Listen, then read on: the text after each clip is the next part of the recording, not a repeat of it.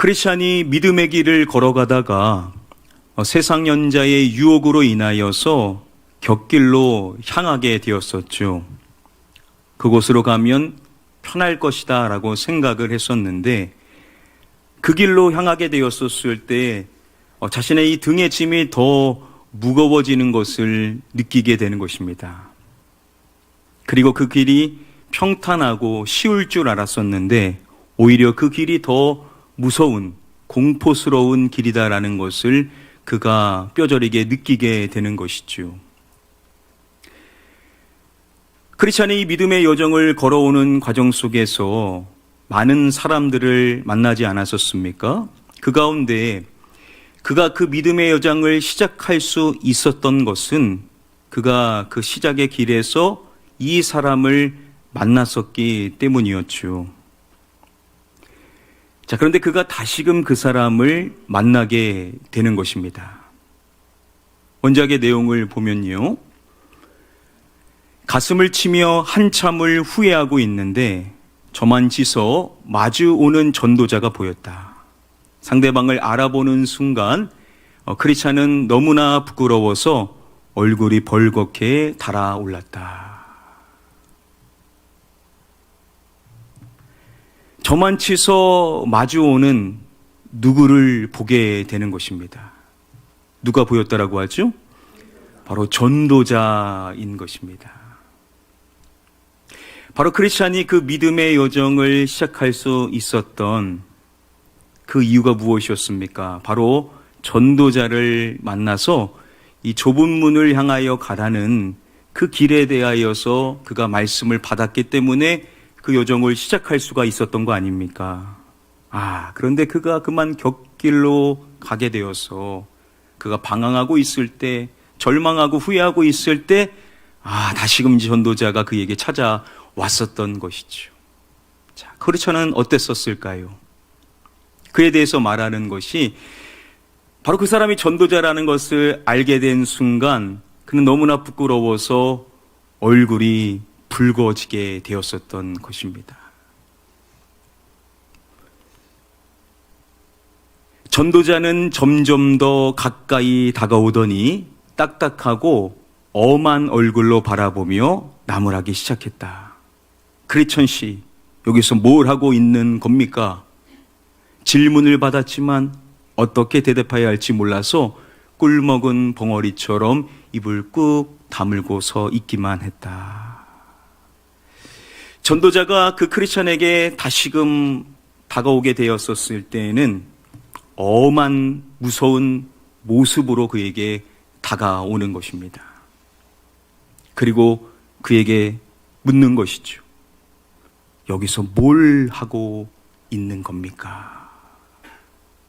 그의 지금 현 실상을 그 스스로 깨닫게 하고자 하는 것입니다. 전도자가 묻지만 크리스찬은 너무나 부끄러워서 뭐라고 말을 해야 될지를 알 수가 없었던 것입니다.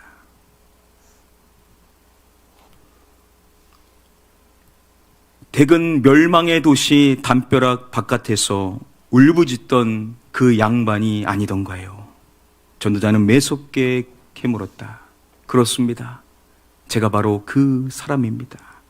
크리스찬이 대꾸했다. 전도자가 그에게 말하는 것이죠. 당신은 그 멸망의 도시에서 울부짖고 있었던 사람이 아닙니까? 바로 그 멸망의 도시에서 자신의 죄를 깨닫고 어떻게 해야 될지를 몰라 했었을 때, 그때 전도자가 그를 만나 주었었던 것인데, 그랬었던 그가 왜 지금 이렇게 이 곁길에 새 있는 것인지에 대해서 묻는 것이죠. 그래서 저는 말합니다. 그렇습니다. 바로 제가 그 사람입니다. 자신의 지난 날을 회상하게 되는 것이죠. 그때 거기서 좁은 문으로 가는 길을 가르쳐 주었던 걸로 아는데요. 그렇지요. 그런데 어쩌면 이렇게 금세 곁길로 세어갈 수가 있습니까?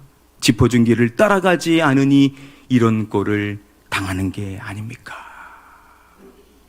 바로 그때 크리스찬이 전도자를 통하여서 지시받았었던 길이 바로 좁은 문으로 가는 길이었고, 그 길만이 유일한 구원의 길인데, 안타깝게도 크리스찬이 그 길을 가다가 그만 거기서 벗어나 곁길로 가게 된 것에 대한 안타까움에 대하여서 이야기를 하는 것입니다. 크리스찬은 어물어물 변명을 늘어놓았다. 절망의 수렁을 건넌 지 얼마 안 돼서 점잖은 신사분을 만났는데, 그 어르신이 저 너머 마을에 사는 어떤 선생을 만나면 짐을 벗어버릴 수 있을 거라고 간곡히 말씀하시기에 그 말에 따랐더니 일이 되었습니다. 크리스찬이 이제 말하는 것입니다. 바로 이 세상연자라는 이 사람의 이야기를 듣고 그렇게 해봤더니 제가 지금 이러한 상황에 놓이게 된 것입니다 라고 크리스찬이 먼저 이야기를 하는 것입니다. 신사 양반이 무엇라고 하던가요? 어서 짐을 벗어버리라기에 나도 그러고 싶다고 했어요. 그랬더니 대뜸 더 편하고 쉬운 지름길을 알려주겠다는 거예요. 전도자님이 가르쳐준 쪽으로 가면 온갖 어려움들을 다 겪을 수밖에 없는데, 자기가 가르치는 방향을 쫓으면 죄다 피할 수 있다는 거죠. 전도자는 크리스찬에게 묻는 것입니다. 그 사람이 뭐라고 이야기를 했냐라는 것이죠. 그 세상연자가 했었던 말을 말하는 것입니다. 이 전도자라는 사람이 가르쳐준 대로 가게 되면 온갖 어려운 일들을 겪게 되겠지만, 자신이 알려준 길로 가면 그 모든 것들을 피할 수 있는 편한 길이 있다라고 이야기를 해 주었다라는 것이죠. 등에서 짐을 벗겨내는 기술을 가진 선생님이 있는 곳을 알려주겠다는 말도 했어요. 그래서 그 어른을 믿고 전도자님이 알려준 길에서 벗어나 이 샛길에 접어든 겁니다. 짐을 털어내고 자유로워지고 싶어서요. 바로 그 세상 현자가 그의 그 짐을 손쉽게 벗어줄 수 있는 사람이 있다라고 그렇게 유혹을 했었던 것이죠. 그래서 전도자가 말해줬었던 그 좁은 길에서 가는 그 길을 벗어나 합법이라는 사람을 만나기 위하여서 자신의 그 길에 들어서게 되었는데, 바로 이 등의 짐을 한시라도 빨리 벗고 싶은 마음에 그랬었던 것입니다 라고 솔직하게 이야기를 하는 것입니다. 크리스찬이 자신의 이야기를 감추려 하지를 않는 것을 확인해 볼 수가 있습니다.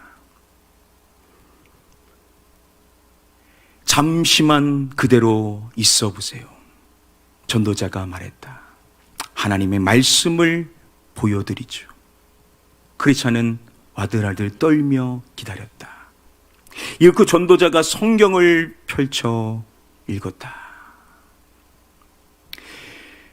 그런 크리스찬에게 전도자는 가만히 있으라고, 그리고 하나님의 말씀을 보여주겠다라고 이야기를 하는 것입니다.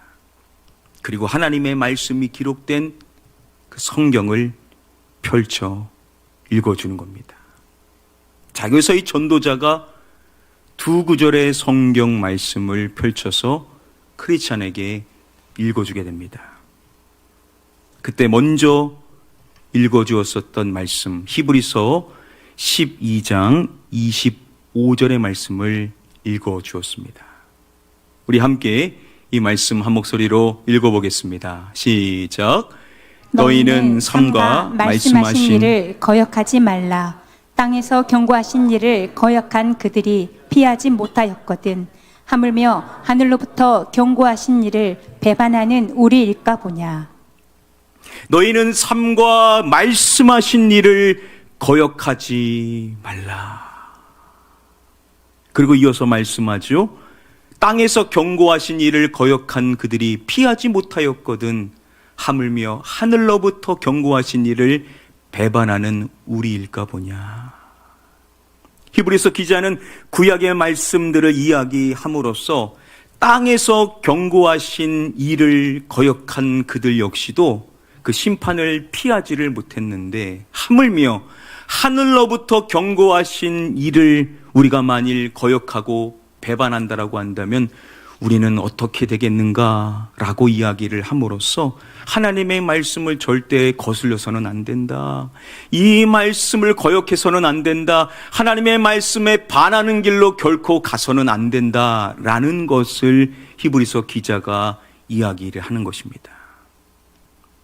바로 먼저 이 말씀에 대하여서 크리스찬에게 읽어주고, 그리고 전도자는 또 한 말씀, 히브리서 10장의 이 말씀 역시도 그에게 읽어주게 됩니다. 우리 이 말씀도 같이 함께 읽어보겠습니다. 시작. 나의 의인은 믿음으로 말미암아 살리라. 또한 뒤로 물러가면 내 마음이 그를 기뻐하지 아니하리라 하셨느니라. 바로 구약의 말씀에서 인용되어지게 되는 의인은 믿음으로 말미암아 살리라. 신약의 말씀에서 가장 많이 인용되어지고 있죠. 그리고 이어지는 이 말씀, 뒤로 물러가면 내 마음이 그를 기뻐하지 아니하리라. 오직 의인은 믿음으로 말미암아 살아야 되는데, 그 의인이 뒤로 물러서게 되면 주님께서 결코 그를 기뻐하지 아니하신다라는 이 히브리서의 말씀 역시도 그에게 읽어주는 것입니다. 그리고 내용은 이렇게 이어집니다. 전도자는 크리스천에게 설명했다. 대근 비참한 처지로 줄다름치고 있습니다. 지극히 높으신 분의 가르침을 외면하고 평안으로 이어지는 길에서 발걸음을 돌렸을 뿐만 아니라 한 걸음 더 나아가 스스로 망하는 길로 접어든 겁니다. 그 두 말씀에 대하여서 읽어준 후에 그에 대해서 말하는 겁니다. 지금 당신은 지극히 높으신 하나님의 말씀을 외면하고 평안으로 가는 그 길에서 발걸음을 돌렸을 뿐만 아니라 스스로 더 나아가 멸망의 길로 접어든 것입니다. 라고 그의 놓여있는 현실이 어떠한지를 이야기를 해주는 것입니다. 바로 이 책망의 말을 크리스찬이 받게 된 것입니다. 자, 그랬었을 때 크리스찬이 어떻게 반응을 하는가? 크리스찬은 전도자의 발 앞에 털썩 무릎을 꿇고 금방이라도 숨이 넘어갈 것처럼 울부짖었다. 맙소사, 이제 완전히 끝났구나. 그 말씀을 받은 크리스찬은요, 그 자리에서 무릎을 꿇고 숨이 넘어갈 듯이 울부짖게 됩니다. 자신의 놓여있는 영적인 현실에, 그 절망의 상황 속에 크리스찬은요 절규할 수밖에 없었던 것이죠. 그리고 자신의 인생이 이렇게 끝나는구나, 자신의 그 비참한 처지로 인하여서 이제 나는 다시 돌이킬 수 없는 거구나, 이렇게 스스로를 한탄하는 모습을 그가 보이게 되는 것입니다. 자, 그랬었을 때 전도자가 그에게 이렇게 반응을 보입니다. 그걸 본 전도자는 오른손으로 크리스천을 붙잡아 일으키며 말했다. 사람들이 짓는 죄와 비방은 모두 용서를 받을 수 있습니다. 의심을 떨쳐버리고 믿음을 가지십시오. 전도자가 크리스천에게 말해주는 것입니다. 사람이 짓는 죄, 그리고 말로 비방하는 그 모든 것들은 용서를 받을 수가 있다라는 것이죠. 그리고 그의 의심을 떨쳐버리고 믿음을 가지라, 라는 이야기를 전도자가 해주는 것입니다.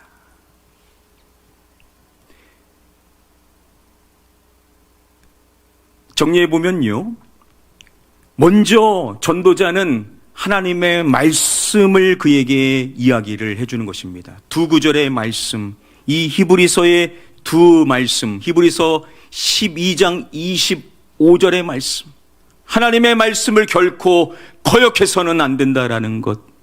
구약의 백성들도 그 말씀을 거역했었을 때 심판을 받을 수밖에 없었는데 하물며 우리가 보냐 라고 하나님의 말씀에 거역해서는 안 된다라는 것과, 의인은 믿음으로 말미암아 살아야 되는데 뒤로 물러서게 되면 주님은 결코 그 사람을 기뻐하지 않는다라는 이 말씀을 먼저 그의 앞에 내놓았던 것입니다. 자, 이것을 통하여서 그 크리스찬을 뭐 하는 겁니까? 그를 책망하는 것이죠. 하나님의 말씀을 통하여서 그를 책망하는 것입니다. 우리가 성경을 읽는 이유 가운데도 한 가지가 뭡니까? 그 말씀이 우리를 교훈해 줄 뿐만 아니라 또 우리를 뭐 해줍니까? 책망해 줄 때가 있죠. 그래서 통독하다 보면 저도 막 마음이 막 찔려가지고, 이거 내가 회개 안 하고 있었구나. 그래서 마음 안에 막 울부짖고 싶은 마음이 들 때가 있습니다. 하나님께서 성령님을 통하여서 내가 잊고 있었던 죄를 깨닫게 하시는 거죠. 책망해 주시는 겁니다. 그런데 이렇게 책망의 말씀을 해줄 때 어떠한 사람은요, 마음이 더 강팍해지는 겁니다. 내가 왜 책망을 받아야 돼? 왜 내가 잘한 것도 있는데 왜 내가 저 사람보다 그래도 난데 왜 내가 이런 이야기를 들어야 돼? 왜 나를 책망해? 이러면서 마음이 더 강팍해지는 사람들도 있다라는 것이죠. 안타깝지만 그렇게 되면요, 참 회개하기가 힘들어지게 됩니다. 그리고 오히려 그 책망의 말씀으로 인하여서 실족하게 되고 믿음이 더 퇴보하게 되고 심한 경우에는 불신자로 전락하는 경우들도 우리가 종종 볼 수 있지 않습니까? 중요한 것은 이 책망의 말씀을 받았었을 때 우리의 반응이 중요하다라는 겁니다.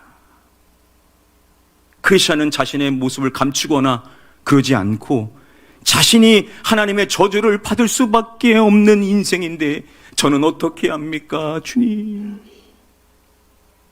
자신의 주어져 있는 이 현실을 외면하는 것이 아니라 하나님의 심판을 받을 수밖에 없는, 하나님의 뜻에서 벗어난, 하나님의 말씀을 거스른, 믿음에서 돌이킨 나 같은 자는 이제 어떻게 하는가 라고 자신의 모습을 돌아보면서 주님 앞에 절규하면서 회개하는 모습을 이 크리스찬은 보였었다라는 것이죠.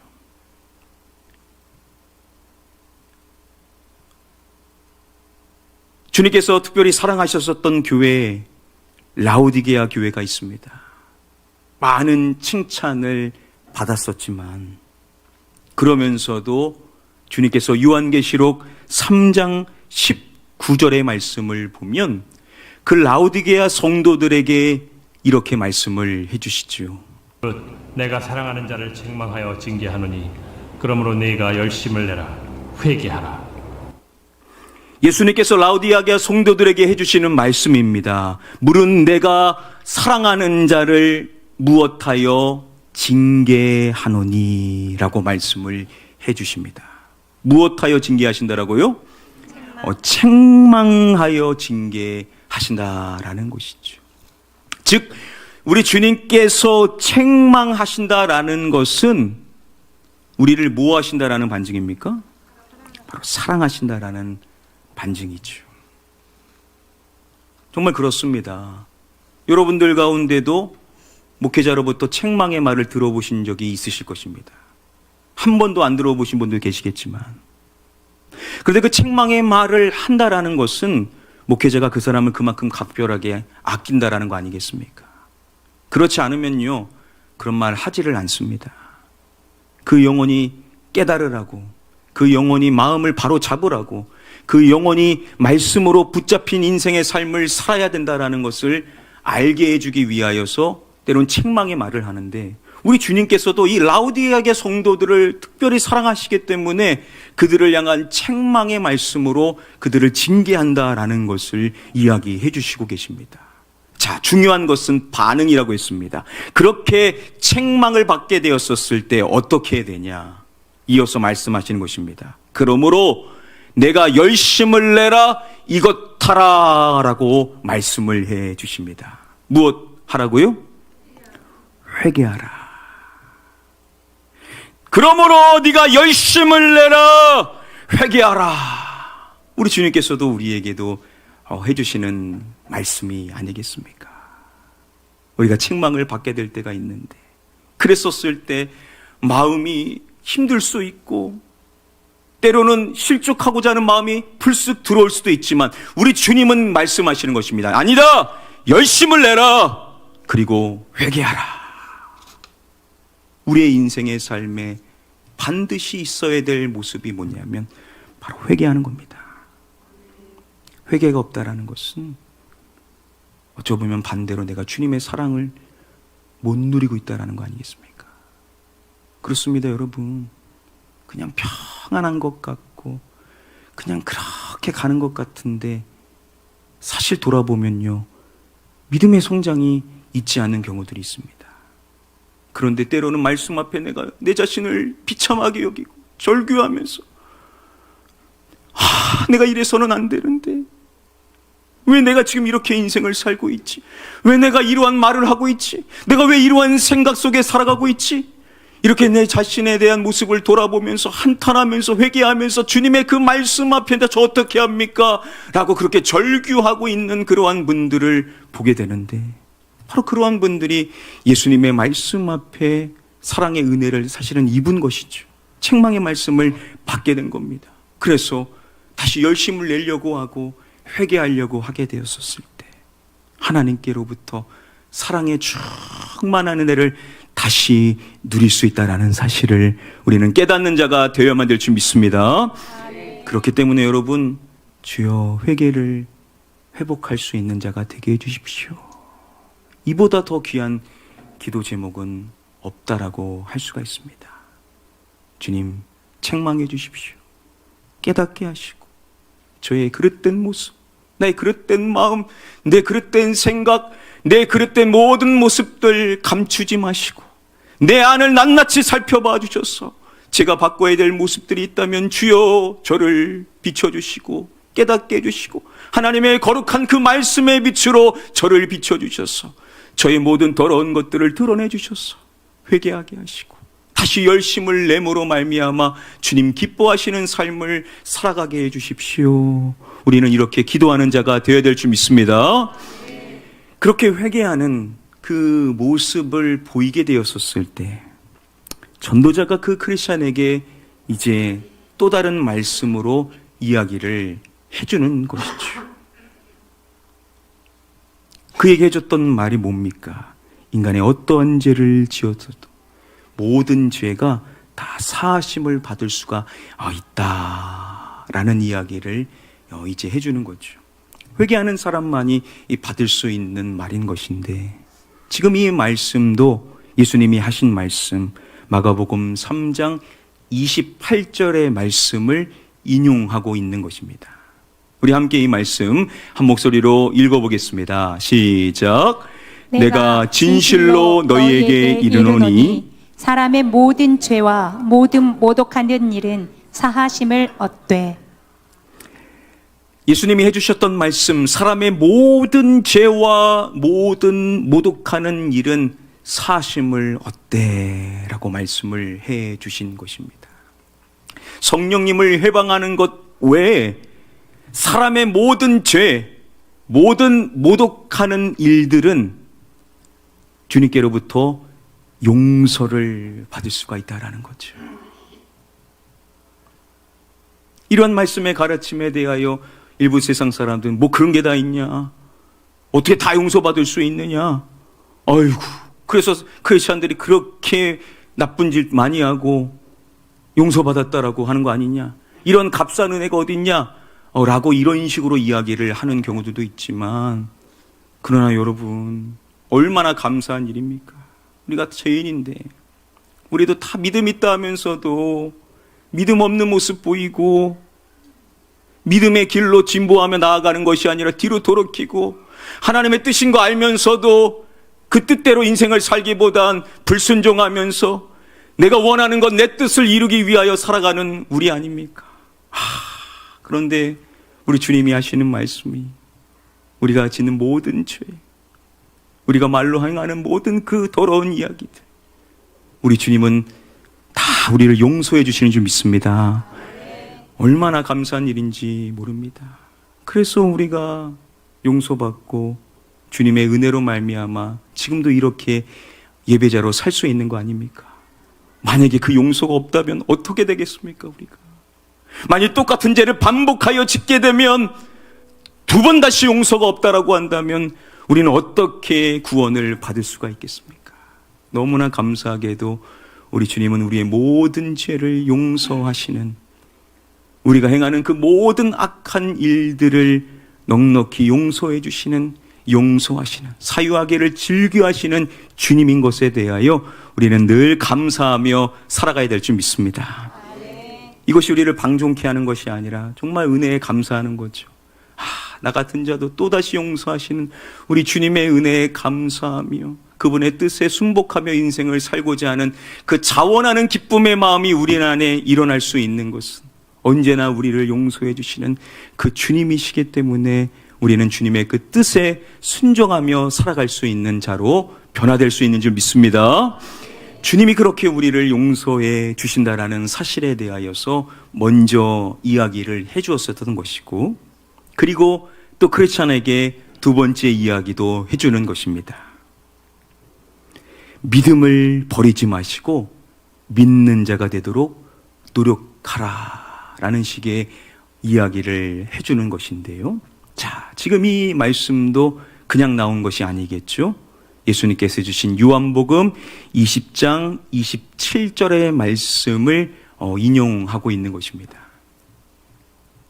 자, 요한복음 20장의 말씀은 예수님께서 부활하시게 되는 내용이죠. 예수님께서 부활하셔서 예수님의 제자들 앞에 나타나셨습니다. 다들 깜짝 놀라게 되는데, 여러분 공교롭게도 그 자리에 예수님의 제자들 가운데 누가 없었죠? 도마가 그 자리에 있지를 않았었죠. 그래서 예수님을 만나게 된 제자들이 도마를 만나서 예수님에 대한 이야기를 계속 하는데 도마는 못 믿겠다라는 겁니다. 의심하는 모습을 보이게 되는 것이죠. 시간이 흘러 예수님께서 도마도 있는 자리에 다시금 나타나 주셨습니다. 그리고 그 도마를 위하여서 말씀을 해주시죠. 그리고 도마는 이제 주님에 대한 믿음의 고백을 하게 되는데,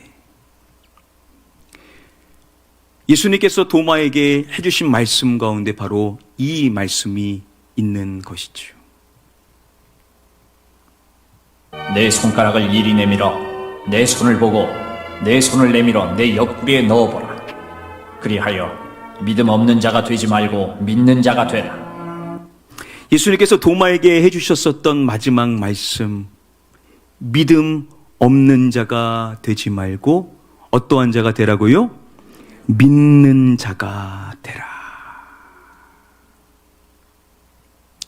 의심하면서 믿지 못하고 물러서고자 하고 믿음으로 반응하지 못하고 있는 불쌍한 영혼에게 우리 주님께서 해주시는 말씀이 뭐냐면, 믿음 없는 자 되지 말고 믿는 자가 되라. 우리 주님께서도 우리를 향하여 말씀해 주시는 줄 믿습니다. 여러분 언제나 믿는 자가 되십시오. 믿음 없는 자가 돼서는 안 됩니다. 여러분 믿음의 여정을 함께 걸어가고 있는데 안 믿는 사람처럼 반응하는 사람들이 있습니다. 마치 불신자처럼 반응하는 경우들이 있다라는 거예요. 그럴 때 여러분들은 항상 경계하십시오. 그분들을 탓하지 마십시오. 나는 안 그래야지. 항상 성경은 뭐라고 말합니까? 반면교사를 삼아야 된다라고 하지 않습니까? 거울을 보는 것처럼 해서 내 모습을 항상 우리가 볼 수 있어야 된다라는 것이죠. 우리도 얼마든지 그럴 수 있다라는 겁니다. 정말 믿음 없는 사람처럼 반응하여 살아가는 사람들이 있는데 우리 주님의 음성을 항상 우리는 우리의 귀에 맴도는 것처럼 생각해야 됩니다. 아니지. 믿음 없는 자처럼 내가 생각해서는 안 되지. 믿음 없는 자처럼 반응해서는 안 되지. 믿음 없는 자처럼 그렇게 부정적으로 말해서는 안 되지. 우리 주님은 말씀하셨지. 믿는 자가 되라. 얼마나 감사합니까? 그럼 우리 주님이 최고인 거예요, 진짜. 우리 주님 때문에 우리가 사는 거 아닙니까? 우리 주님은 우리를 늘 용서해 주시기를 원하시고 우리의 믿음을 회복시켜 주셔서 어떻게든 믿는 자가 되라고 우리에게 말씀해 주시는 우리 주님께서 저와 여러분들의 믿음을 붙잡아 주고 계신 줄 믿습니다.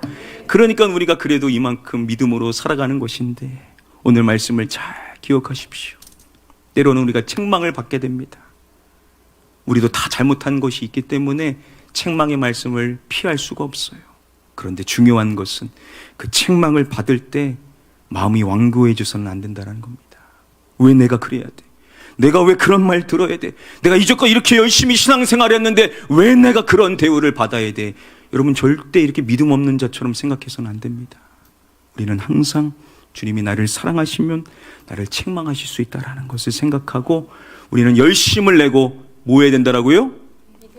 회개를 해야 된다는 겁니다. 회개를 먼저 하셔야 돼요. 항상 나의 그릇된 모습이 뭐가 있는가 내 자신을 돌아봐야 돼요. 어디서 잘못 떨어진 것인가, 내가 과연 어디에서부터 주님이 원하시는 길에서 벗어났던 것인가, 이거를 돌아볼 수가 있어야 돼요. 그래서 거기서부터 다시 시작하는 마음을 갖고 열심을 내야 되고, 그리고 언제나 우리에게 주님 주시는 말씀, 우리를 용서해 주신다라고, 우리를 용서하시기를 즐겨하시는 우리 주님께서 언제나 우리를 기쁨으로 회개하는 우리를 받아주시기를 원하신다라는 사실을 기억하시고 여러분 기쁨으로 회개하게 되시기를 축복합니다.